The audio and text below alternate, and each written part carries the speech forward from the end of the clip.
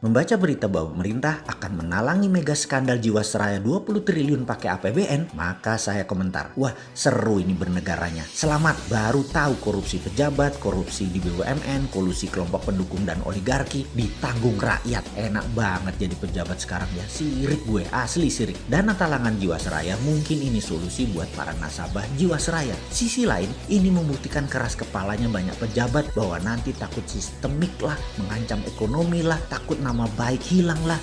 Bos, yang geblek jangan dilindungi atau kalian merupakan bagian dari sistem yang bermasalah. Biarkan yang salah yang menanggung. Kita melihat hal beginian paling gerundel, kuapok lu. Tapi begitu melihat melindungi kesalahan dan kebobrokan pakai APBN, kita berkata, kuapokmu kapan dul?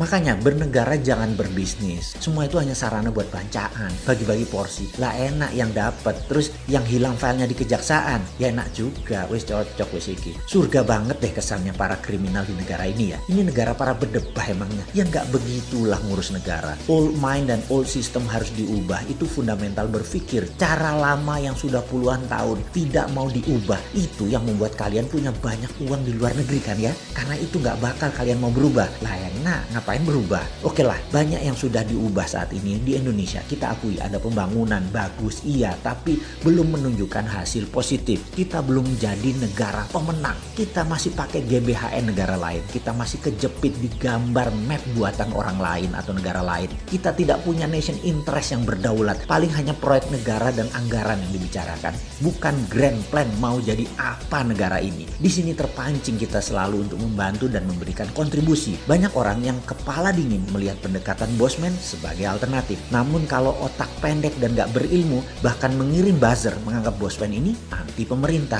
Gak pernah kita ini anti. Kita selalu memberikan masukan agar lebih baik lagi. Memang karena school of thought-nya beda, jadi landasan keilmuannya beda, muscle knowledge-nya beda, terlihat anti. Karena saat ini cara mendoktrinnya adalah apapun yang beda artinya melawan. Ngono ya. Padahal ini semua adalah perilaku alami. Contoh ikan selalu berenang melawan arus, hanya ikan mati yang ikut arus. Begitu cara melihat perbedaan. Lupa, buzzer mah gak peduli sama bangsa negara ya. Pokoknya hanguskan orang yang berbeda dengan pejabat sekarang. Pejabat sekarang selalu benar dan berpikir untuk rakyat. Tidak ada cara yang lebih baik dari cara pejabat sekarang. Titik. Mudah-mudahan gak resesi 2 kuartal berturut-turut. Kalau ternyata 3 kuartal ke depan minus, bahkan 4 kuartal minus, yopo. Gampang, bangun narasi. Narasi pejabat tidak pernah salah. Yang salah orang yang beda pendapat. Aman kalau gitu. Sudah punya narasi-narasi doktrin ya. Para buzzer kan ada mastermind-nya. Ya alhamdulillah aman kalau kayak gitu. Silahkan. Kalau udah punya narasinya lanjutkan. Selamat kalian aman di atas sana. Aman. Kebetulan rakyat sekarang memang cuma butuh narasi kok. Silahkan lanjutkan bos. Kalau kita bagaimana? Ya kalau kita mah terus membangun karsa dan mengingatkan bersuara versi kita membela NKRI. Gak didengeri, syukur. Dipakai alhamdulillah. Ini semua untuk Indonesia menang. Kita kembali mengingatkan sejarah. Sejarah yang mengingatkan bahwa Nusantara ditakdirkan jadi global player sejak lahir. Sekarang sayang kita belum melihat rencana ke depan kita sebagai global player. Masih tarkam, masih antar kampung. Globalnya masih nyender sama superpower. Sayang banget deh. Sekali lagi, sangat disayangkan pengelolaan negara, pejabat negara dan politikus melihat negara Indonesia tanpa wawasan sejarah, tanpa paham kekuatan geoekonomi, yaitu kekuatan geografi untuk keuntungan ekonomi. Tidak memainkan geopolitik, yaitu kekuatan geografi untuk keunggulan politik bernegara. Dan pastinya tidak punya geostrategi, memanfaatkan kekuatan geografi untuk faktor penekan bernegara. Intinya saat ini bagaimana membagi-bagi APBN doang otaknya, membuat peraturan yang sedikit menguntungkan rakyat. Rakyat hanyalah sapi yang diperes-peres susunya tapi nggak dikawin-kawin. Nikahnya pejabat itu setelah menjadi pejabat bukan dengan rakyat tapi dengan oligarki, dengan kelompoknya dan dengan politikus penguasa Senayan. Ngono ya? Oke, rakyat habis digrepek-grepek doang dan herannya rakyat gak kapok-kapok malah memuja-muja pejabat seperti itu. Hero-nya dijunjung. Top dah doktrin dan propagandanya. Top Marco Top. Kagum gua. Udah selesai ngegosip, kita lanjut. Kita menengok sejarah sebentar. Kita tahu doktrin jalur sutra itu seakan-akan jalur hebat. Karena mungkin banyak pejabat sekarang kemakan propaganda film Tiongkok dan berbisnis dengan Tiongkok kedalaman. Sampai budaya dan doktrin gak bisa dibedain. Jalur sutra di abad pertengahan mendadak jalurnya sepi. Kota-kota Eropa Timur dan Asia Barat yang tadinya jalur ekonomi mati hanya kurang dari 50 tahun. 50 tahun dari apa? Dari majunya dunia maritim perkapalan di abad 14 dan 15 sehingga pada perjanjian Zaragoza dunia dibagi oleh dua raja laut. Portugis di sisi timur, Spanyol di sisi barat. Ini kayak kita sekarang Tiongkok Amerika lah kira-kira ya. Spanyol ke Amerika Utara Selatan, Portugis ke India sampai timur jauh yaitu Nusantara. Jalur sutra kalau dengan jalur maritim atau maritim line tersebut beda.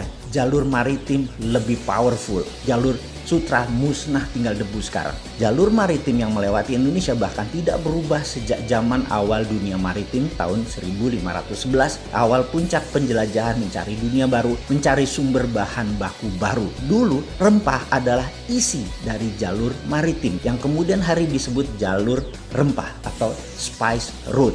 Adalah jalan menuju kemakmuran. Rempah Nusantara telah membawa bangsa Inggris, Belanda, Portugal ke zaman keemasan mereka. Negara Eropa makmur berkelimpahan karena rempah Nusantara. Jadi sedari awal Nusantara memang ditakdirkan menjadi global player dan menjadi pembawa kemakmuran dunia. Ketika komoditas rempah menjadi industri, kebutuhannya rupanya bisa dipenuhi oleh daerah lain di awal abad 20-an. Maka terjadi pergeseran besar di mana bukan yang di permukaan tanah yang menjadi sasaran sekarang, namun yang berada di dalam tanah, yaitu mineral bumi. Perlu diingatkan, di dalam perdagangan rempah dikatakan wilayah Maluku, wilayah Pulau Run misalnya. Jangan bayangkan kekuatan militer yang berkuasa. Sejak awal bulognya Maluku sudah berdiri, namanya Untatang, yang membagi rata petani dan deal dengan pihak asing. Pedagang Arab, pedagang Tiongkok, sampai Portugis Inggris adalah Untatang ini. Baru ketika Belanda kemaruk, greedy dan tamak, mereka membuang 15.000 penduduk wilayah penghasil pala tersebut, tinggal tersisa 1000-an dan ada banyak pembunuhan terjadi. Ini namanya perampokan atau state sponsor terrorism. Hasilnya diambil habis-habisan sampai jatuh nilai pala tadi, namun Belanda sudah kaya raya. VOC tepatnya kaya raya. Terus bergilir, kemudian masuklah ke komoditi lain yaitu karet, teh, kopi, coklat, kemudian bahan baku tersebut semua akhirnya dikuasai oleh VOC. Apa pelajaran yang bisa ditangkap kali ini? Ingat, pelajaran bukan okupansi militer sejak awal, tetapi okupansi ekonomi. Jadi bagi saya, bullshit bekerja sama dengan Tiongkok dan IMF itu. Itu bullshit besar. Foreign direct investment yang ada di otak pejabat adalah pemahaman anak bangsa yang otaknya sudah terpesona oleh globalis. Ini sebenarnya penjajahan sama seperti VOC di awal masuk selama 200 tahun sampai akhir tahun 1900-an kira-kira. Di saat dunia bergeser jauh di mana rempah bukan lagi primadona tapi sumber di dalam bumi yang jadi primadona seperti minyak, gas, batu bara dan mineral lainnya. Jadi sekedar mengingat, apapun perusahaan asing masuk ke Indonesia menggarap, mengambil, mengelola isi bumi Indonesia, itu penjajahan. Ide ini maka saya tekankan, kalau mandat di tangan generasi muda di tahun 2024, tidak ada perusahaan tambang di Indonesia milik asing. Setidaknya 50% adalah lokal, di mana proses hilirisasi setelah tambang tadi, mineral tadi, hilirisasinya 100% lokal. Cukup sudah dibodohi oleh asing selama 300 tahun diambil rempah dan apapun yang dihasilkan oleh alam Indonesia. Namun begitu bahan baku alam di Indonesia disentuh asing dan didiamkan, artinya dua. Satu, geblek tidak paham nasionalisme. Yang kedua adalah memang kaki tangan asing.